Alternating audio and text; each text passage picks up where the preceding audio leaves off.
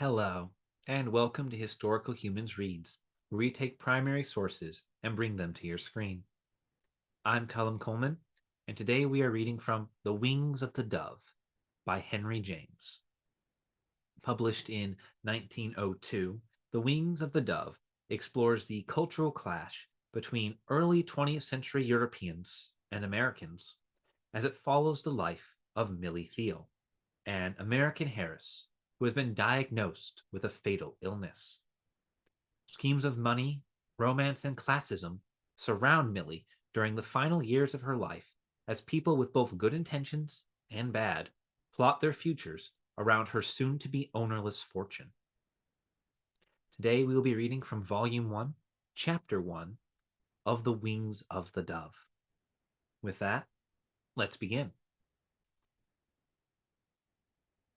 She waited, Kate Croy, for her father to come in, but he kept her unconscionably, and there were moments at which she showed herself, in the glass over the mantel, a face positively pale with the irritation that had brought her to the point of going away without sight of him.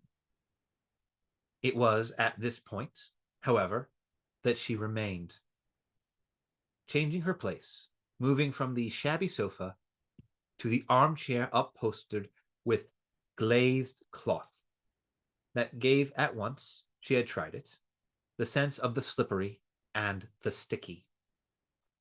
She had looked at the sallow prints on the walls and at the lonely magazine, a year old, that combined with a small lamp in the colored glass and a knitted white centerpiece wanting in freshness to enhance the effect of the purplish cloth on the principal table.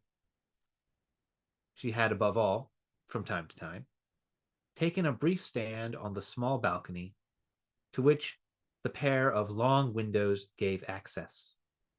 The vulgar little street, in this view, offered scant relief from the vulgar little room. Its main office was to suggest to her that the narrow black house fronts, adjusted to a standard that would have been low even for backs, constituted quite publicly implied such privacies. Each one felt them the room exactly as one felt the room, the hundred like it or worse, in the street. Each time she turned in again, each time, in her impatience, she gave him up. It was to sound to a deeper depth, while she tasted the faint, flat emanation of things, of failure of fortune and of honor. If she continued to wait, it was really, in a manner, that she might not add the shame of fear, of individual, personal collapse to all the other shames. To feel the street, to feel the room, to feel the tablecloth and the centerpiece and the lamp gave her a small, salutary sense, at least, of neither shrinking nor lying. This whole vision was the worst thing yet, as including, in particular, the interview for which she had prepared herself, and for what she had come, but for the worst. She tried to be sad so as not to be angry, but it made her angry that she couldn't be sad. And yet, where was misery? Misery too beaten for blame and chalk-marked by fate like a lot in a common auction, if not in these merciless signs of mere mean, stale feelings. Her father's life, her sister's, her own, that of her two lost brothers, the whole history of their house had the effect of some fine, florid, voluminous phrase, say, even a musical, that dropped first into words, into notes, without sense, and then, hanging unfinished, into no words, no notes at all. Why should a set of people have been put in motion on such a scale and with such an air of being equipped for a profitable journey, only to break down without an accident, to stretch themselves in the wayside dust without a reason? To answer these questions was not in Chirk Street, but the questions themselves bristled there, and the girl's repeated pause before the mirror and the chimney place might have represented her nearest approach to an escape from them? Was it not, in fact, the partial escape from this worst in which she was steeped, to be able to make herself out again as agreeable to see? She stared into the tarnished glass, too hard indeed to be staring at beauty alone. She readjusted the poise of her black, closely feathered hair, retouched beneath it the thick fall of her dusky hair, kept her eyes aslant, no less on her beautiful, averted, than on her beautiful, presented oval.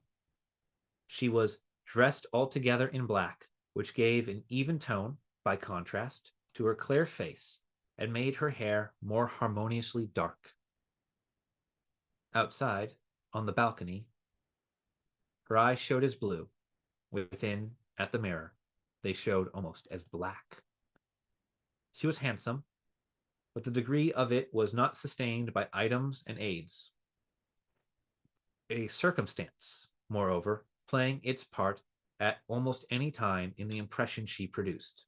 The impression was one that remained, but as regards the source of it, no sum in addition would have made up the total. She had stature without height, grace without motion, presence without mass. Slender and simple, frequently soundless, she was somehow always in the line of the eye. She counted singularly for its pleasure, more dressed often, with fewer accessories than other women, or less dressed, should the occasion require, with more. She probably could not have given the key to these felicities.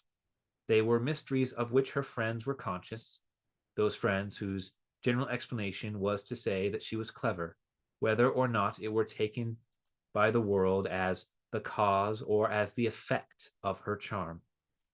If she saw more things than her fine face in the dull glass of her father's lodgings, she might have seen that, after all, she was not herself a fact in the collapse. She didn't judge herself cheap. She didn't make for misery. Personally, at least, she was not chalk-marked for the auction. She hadn't given up yet, and the broken sentence, if she was the last word, would end with a sort of meaning. There was a minute during which her eyes were fixed. She quite visibly lost herself in the thought of the way she might pull things round had she only been a man. It was the name, above all, she would take in hand, the precious name she so liked, and that, in spite of the harm her wretched father had done it, was not yet past praying for. She loved it, in fact, more tenderly for that bleeding wound. But what could a penniless girl do with it but let it go? When her father at last appeared, she became, as usual, instantly aware of the futility of any effort to hold him to anything. He had written her that he was ill, too ill to leave his room, and that he must see her without delay. And if this had been, as was probable, the sketch of a design, he was indifferent even to the moderate finish required for the deception. He had clearly wanted, for perversities that he called reasons, to see her, just as she herself had sharpened for a talk. But she now again felt, in the inevitability of the freedom he used with her, all the old ache, or poor mother's very own, that he couldn't touch you ever so lightly without setting up. No relation with him could be so short or so superficial as not to be somehow to hurt you. And this, in the strangest way in the world, not because he desired it to be, feeling often, as he surely must, for the profit of him its not being, but because there was never a mistake for you that he could leave unmade, or a conviction of his impossibility in you that he could approach you without strengthening. He might have awaited her on the sofa in the sitting room, or might have stayed in bed and received her in that situation. She was glad to be spared the sight of such penetralia, but it would have reminded her a little less that there was no truth in him. This was the wariness in every fresh meeting. He dealt out lies as he might the cards from the greasy old pack for the game of diplomacy to which you were to sit down with him. The inconvenience, as always happened in such cases, was not that you minded what was false, but that you missed what was true.